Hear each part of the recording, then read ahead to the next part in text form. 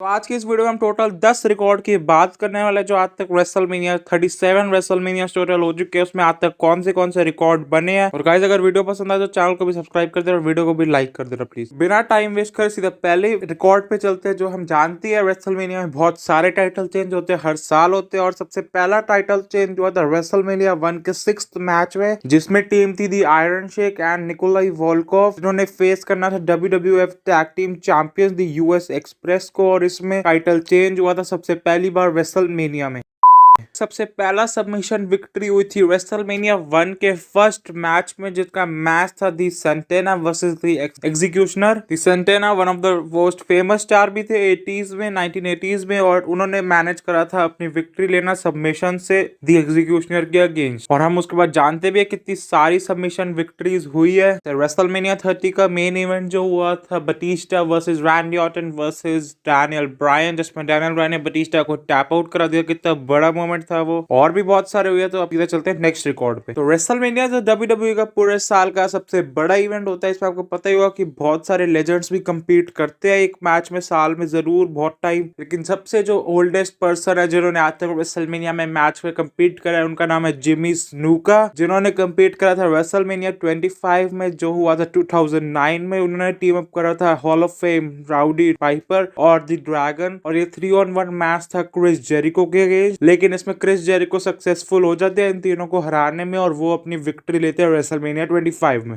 Record है Goldust के पास, जो है वो आज तक सबसे ज्यादा बारी रेसलमेनिया में अपीयर कर चुके, जो है 7 टाइम्स। लेकिन आज तक वो इसमें से एक भी मैच जीते नहीं है। 7 बार वो रेसलमेनिया में अपीयर कर चुके हैं, लेकिन एक भी विक्ट्री उनके नाम पे है ही नहीं। और उनका WWE करियर भी कुछ इतना खास नहीं था, लेकिन उन्होंने AEW में जाके कुछ अच्छे मैचेस दिए थे कि ऐसा खास करियर नहीं रहा उनका WWE में जैसा जॉन सीना या किसी अलग सुपरस्टार का। और अगला रिकॉर्ड है सबसे ज्यादा लॉसेस का, मतलब जिन्होंने आज तक रेसलमेनिया में सबसे ज्यादा बार हारा है वो है अपने ट्रिपल एच के पास, जिन्होंने टोटल आज तक 13 लॉसेस ली है रेसलमेनिया में। लेकिन वो 9 या 10 टाइम जीते भी है रेसलमेनिया में। और वो कुछ टाइम जब हारे भी है वो सिर्फ नए स्टार को बिल्ड करने के लिए भी हारे, क्योंकि जैसे उनका सेथ रॉलिंस के साथ भी मैच हुआ था, रोमन रेंज के साथ भी मैच हुआ था रेसलमेनिया 32 और 33 में, और दोनों में वो हारे थे। और हम जानते हैं सेथ रॉलिंस और रोमन रेंज किस लेवल पे आ गए। अब अगला रिकॉर्ड है द रॉक के पास, जो है सबसे छोटा मैच जो आज तक रेसलमेनिया में हुआ है, और इसका रिजल्ट सिर्फ 6 सेकंड में आ गया था। इसमें द रॉक का मैच था द वाइट फैमिली के एरिक रोवन के साथ, जिन्होंने सिर्फ एक ही रॉक बॉटम से द रॉक ने हरा दिया था एरिक रोवन को, और सिर्फ 6 सेकंड में ये रिकॉर्ड बना दिया था। और इसी टाइम पे अपना जॉन सीना भी रिटर्न करता है, क्योंकि जब व्हाइट फैमिली द रॉक को अकेले अटैक करने लगते हैं, जॉन सीना आके हेल्प करते हैं द रॉक। और जो सबसे ज्यादा बार अनाउंसर अपीयरेंस दी है जिसने रेसलमेनिया में, वो रिकॉर्ड है जेरी द किंग लॉलर के पास, जिन्होंने आज तक 24 बारी आज तक एज अ अनाउंसर काम करा है रेसलमेनिया में। उन्होंने सबसे पहली बार एज अनाउंसर काम करता 1994 में विंस मैकमैन के साथ उन्होंने कमेंट्री करी थी उस ईयर के रेसलमेनिया में। और इसके बाद जिसने सबसे ज्यादा अपीयरेंस दी है वो जिम ब्रॉस, जो करंटली AEW के कमेंटेटर है। और दूसरा है जेसी वेंचर, जिन्होंने 6 बार ही अपीयर करा है। फिर है बॉबी हीनन,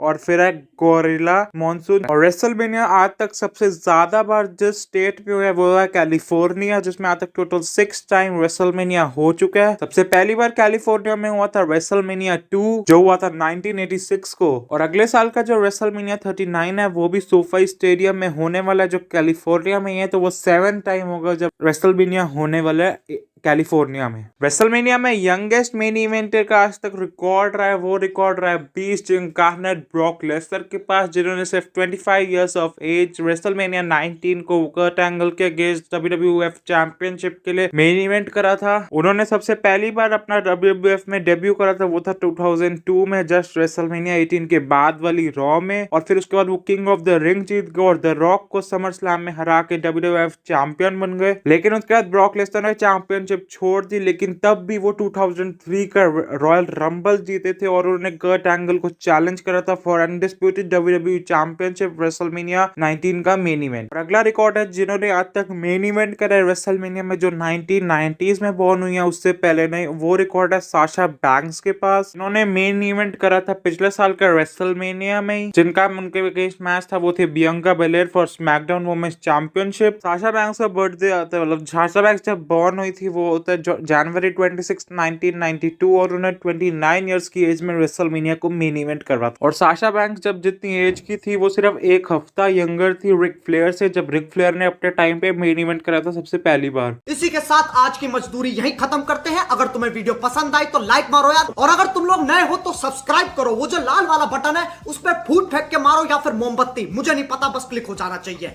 अब मैं भी जा रहा हूं।